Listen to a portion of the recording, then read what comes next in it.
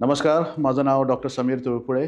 मी Kokilaben Dhirubhai Ambani hospital मुंबईमध्ये एक consultant हिमॅटॉलॉजिस्ट आहे आणि आज आपण बोलणार आहोत हिमोफिलियाच्याबद्दल. सो हिमोफिलिया म्हणजे काय नक्की?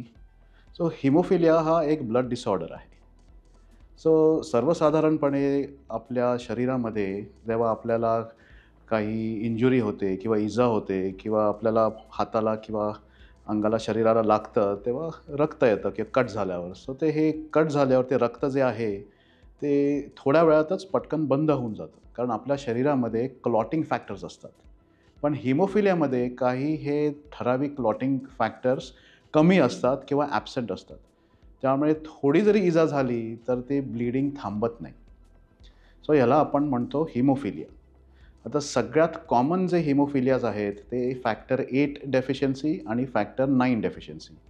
हे सगळ्यात कॉमन हिमोफिलिया आम्ही त्यांना म्हणतो. सो फॅक्टर 8ला आम्ही म्हणतो हिमोफिलिया ए आणि फॅक्टर 9 डेफिशियन्सीला आम्ही म्हणतो हिमोफिलिया बी. सो आता ह्याचे सिम्प्टम्स काय आहे, कसं कळतं? सो ऑब्व्हियसली आता क्लॉटिंग फॅक्टर कमी आहे म्हणजे ब्लीडिंग. सो लहानपणी म्हणजे जेव्हा बाळ लहान असतं, सो जेव्हा जर का त्यांना सिव्हिअर हिमोफिलिया असला तर त्यांना ब्रेनमध्ये सुद्धा ब्लीडिंग होऊ शकते. कॉम्प्लिकेटेड लेबरमुळे ब्लीडिंग होऊ शकतं न्यूबॉर्न बेबीजमध्ये. जेव्हा ती लहान बाळं रांगतात किंवा चालायला लागतात तेव्हा त्यांच्या जॉइंट्सवर प्रेशर येऊन जॉइंट्समध्ये ब्लीडिंग होऊ शकतात. आणि माइल्ड डेफिशियन्सीजमध्ये जेव्हा लोकं मोठी होतात तेव्हा त्यांना काही गम ब्लीडिंग किंवा एक्स्ट्रॅक्शन झाल्यावर ब्लीडिंग होणे किंवा मायनर सर्जरीज होऊन ब्लीडिंग होणे किंवा ते युज्युअली नोटीस करतात किंवा कट झालं की ब्लीडिंग होत आहे. सो ह्या सर्वसाधारण लोकांना हिमोफिलिया आहे का अशी शंका असते माइल्ड ब्लीडिंगच्या लोकांना. आता हे होतं कसं? सो हा जो आहे हिमोफिलिया हा जेनेटिक डिफेक्ट असतो. सो आता मेल आणि फिमेल. सो मेल्समध्ये क्रोमोझोम्स असतात एक्स आणि वाय आणि फिमेल्समध्ये क्रोमोझोम्स असतात एक्स आणि एक्स. सो हा जो डिफेक्ट आहे हा एक्स क्रोमोझोमचा डिफेक्ट आहे.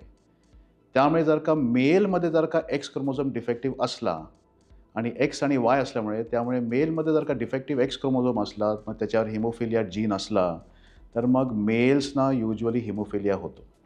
फिमेल्सना 2 जीन्स असतात एक्सचे म्हणजे 2 एक्स असतात. एक एक्स जरी नसला म्हणजे जर का त्याच्यात हिमोफिलिया असला आणि सेकंड एक्स जर का नॉर्मल असला तर ते फक्त कॅरियर होतात. त्यांना हिमोफिलिया होत नाही.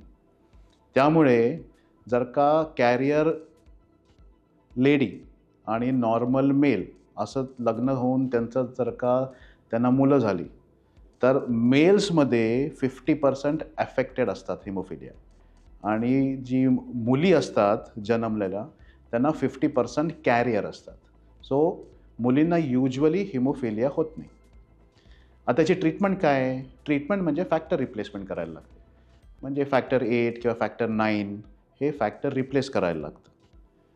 आणि इंडियामध्ये सर्वसाधारणपणे हिमोफिलिया फेडरेशन, हिमोफिलिया सोसायटीज अशा असतात आणि त्यांना ॲफिलिएटेड काही हॉस्पिटल्स असतात. सो हे फॅक्टर्स या सोसायटीजमधनं खूप कमी किमतीत मिळतात. त्यामुळे पेशंट्सना ही ट्रीटमेंट मिळू शकते. हे डायग्नोसिस कसं होतं?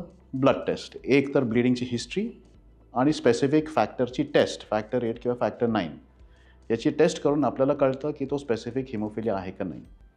आता काही नवीन औषधं पण आली आहेत. आता हे फॅक्टर्स युज्युअली रोज घ्यायला लागतात किंवा 2दा घ्यायला लागतात. आता काही फॅक्टर्स आले ते आठवड्यातनं एकदा, 2 आठवड्यातनं एकदा, काही अँटीबॉडीज आणि नवीन जे आहे ते नवीन जीन थेरपी काही आली. अजून भारतामध्ये आली नाही आहे. पण जीन थेरपी आले त्याच्यामुळे हिमोफिलिया पूर्णपणे बरा होऊ शकतो. तर तुम्हाला आणखीन काही इन्फॉर्मेशन पाहिजे असली तर तुम्ही आम्हाला संपर्क करा. Thank you.